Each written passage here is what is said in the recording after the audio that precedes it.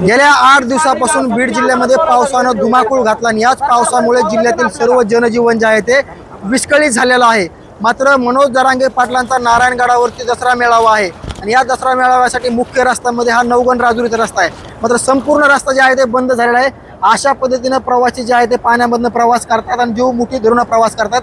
तर दुसरीकडे मनोज जरांगे पाटील यांची सकाळ.com आहे देशातील नंबर 1 ची मराठी न्यूज वेबसाईट। प्रत्येक अपडेटसाठी isakal.com ला नक्की भेट द्या।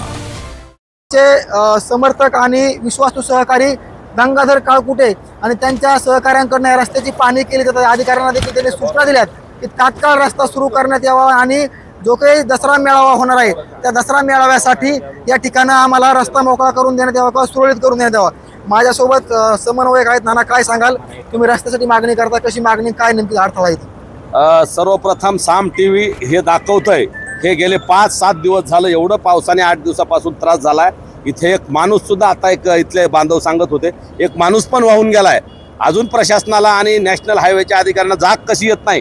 हा एवढा पूल बांधून ठेवला, एवढा करोडोचा खर्च केला याच्यावर आणि हा वाहतूक चालू नाही, ही पण चालू नाही। आम्हाला 4-5 दिवस झाला आम्ही इथं येतोय, मागच्या रस्त्याने जातो आम्ही, इथून दुसऱ्या गावाला जातोय केतुरा वगैरे आणि नारायणगड श्री क्षेत्र नारायणगडाला दसरा मेळाव्याची तयारीला आम्ही सगळेजण तिकडून जातोय। आता आम्ही NHIचे अधिकारी असलेले डेप्युटी इंजिनियर गलांडे साहेबाला फोन लावलाय। ते म्हणले पाण्याचा प्रवाह जास्त होता म्हणून 2 दिवसात आम्ही हा रस्ता चालू करतो। पण आम्ही त्यांना विनंती केली हा तर कराच, पण एवढा खर्च केलेला हा रस्ता आहे ना, जरी उंच झाला असला तरी काही हरकत नाही, त्याला कटडे बसवा म्हणलं दोन्ही बाजूने, परंतु हा रस्ता वरचा पूल सुद्धा चालू करा। उंच झाला म्हणजे असं त्याला काय तो बंद ठेवायसाठी नाही, त्याच्यामुळे त्याला कठडे बसवून तो चालू करावा, त्याचे सेफ्टीचे सगळे नियम पाळून चालू करावा ही आम्ही त्यांना विनंती केली।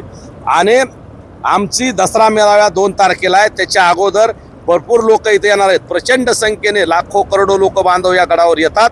मनोज दादाला आणि शिवाजी बाबांचं मार्गदर्शन ऐकायला तिथे येणार आहेत।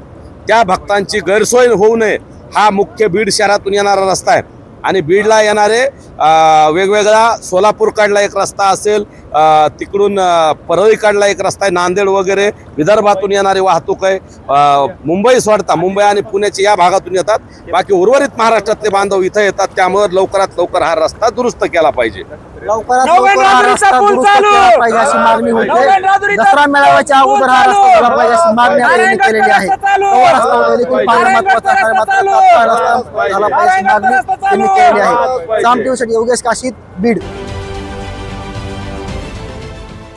देश विदेशातील प्रत्येक घडामोडींचे लाईव्ह अपडेट मिळवण्यासाठी आता साम टीव्हीच्या सर्व सोशल मीडिया प्लॅटफॉर्मला लाईक, फॉलो आणि सबस्क्राईब करा। तसंच सर्व नोटिफिकेशनसाठी बेल आयकॉन प्रेस करायला विसरू नका।